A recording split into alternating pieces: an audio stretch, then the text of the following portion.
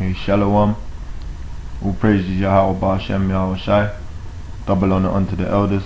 It's GMS London camp. My name's Marv Kwam. I'm gonna start with basically I'm doing a quick sit down, covering a couple of documents and also the fuel situation in the UK and also the sanctions on Iran. And you know, we'll start with this scripture still. So I'm gonna get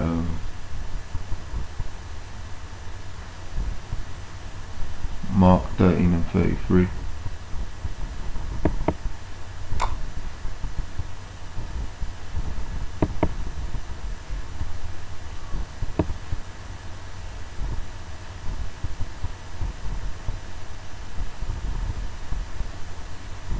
And it is as follows: Take ye heed, watch and pray, for ye know not when the time is.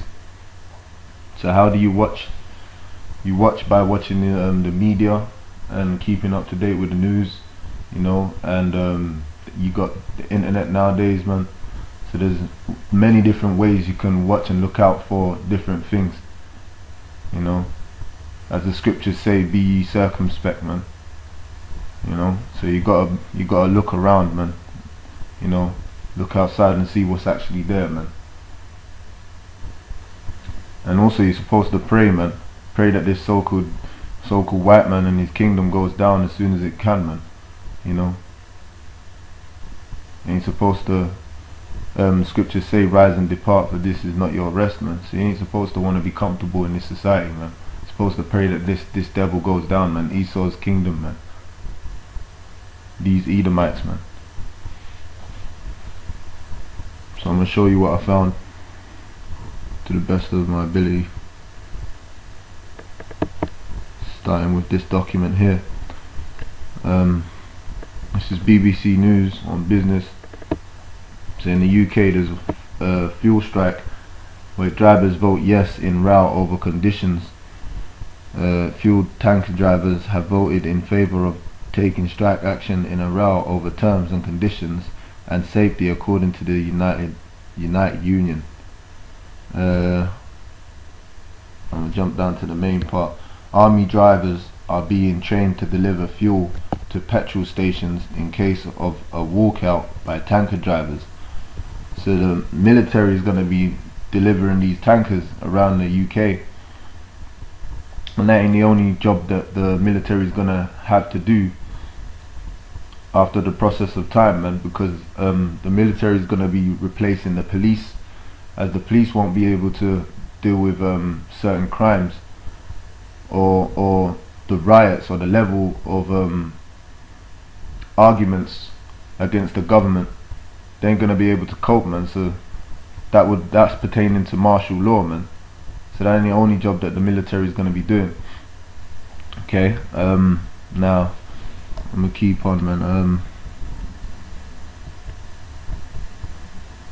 Unite said there had been unrelenting attacks on driver conditions. Okay, so that's that, man.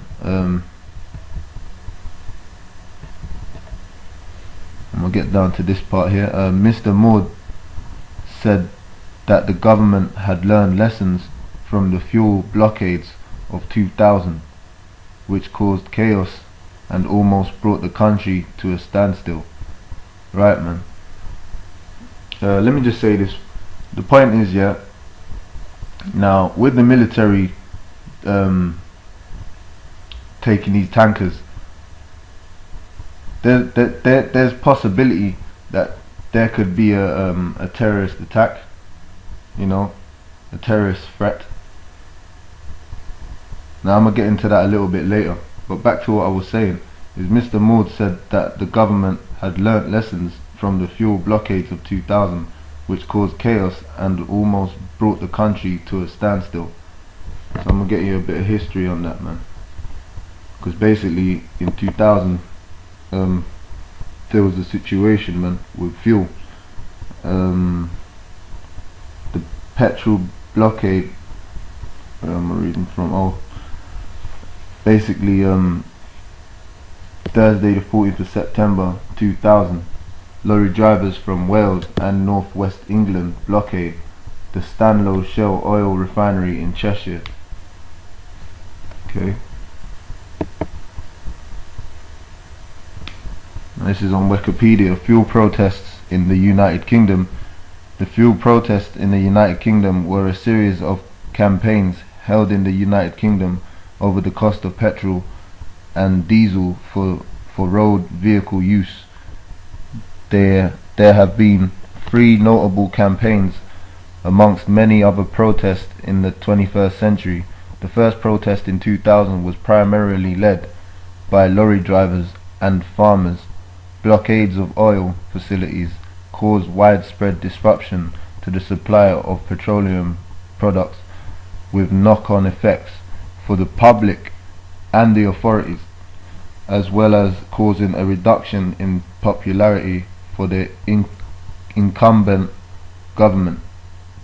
So there's knock-on effects of not having fuel, man.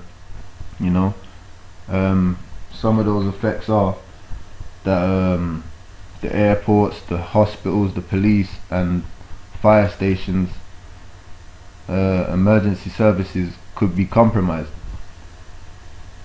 making the country susceptible to a terrorist attack. You know, so if you ain't got enough fuel for all these things, man, you're just waiting for a bad situation to go wrong, man. And then what happens after that? Martial law. Now I'm gonna move on. You know, also it causes panic, man.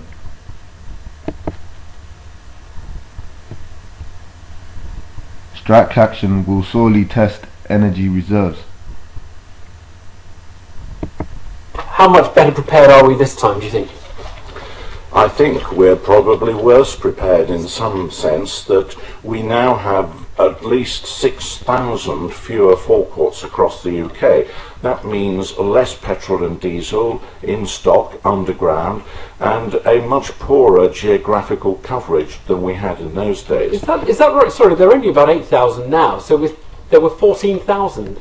Yes, that's right, and there has been closure at the rate of 400 or 500 sites every year right across the UK, mainly a lot of them in rural areas, and we have been talking to the government and saying something must be done about this, because one day the energy resilience is going to be sorely tested, and you're probably going to find there's a great problem. The second thing that's happened more recently, of course, is that the remaining sites have found that because of increasing taxation, increasing prices of crude oil globally, they have been under cash flow pressure because the cost of stocking up with fuel is so much higher. Banks haven't been extending overdrafts in every case, so they've had to cut back to minimum stock levels. No, I understand. I mean, your concern is for the petrol stations and their interest, but just talking about the resilience specifically, would it not be, if we have 8,000 petrol stations now, they would tend to have much bigger tanks in on average than the 14,000 that we had 15 years ago, so that overall the amount of petrol stored underground ready to be sold to consumers is not that different? Or basically, do they have the same size tanks and we've just got fewer of them? They don't have such vast tanks as one might think.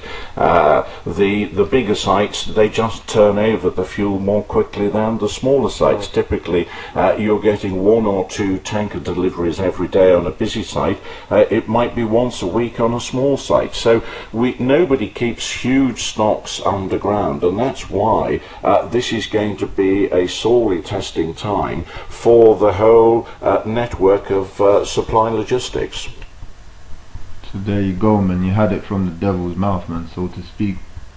You know, but this is the type of things that the government don't do. They obviously falsify news and like to tell you positive things, man. You know, his tongue is as smooth as butter, as the scriptures say. You know.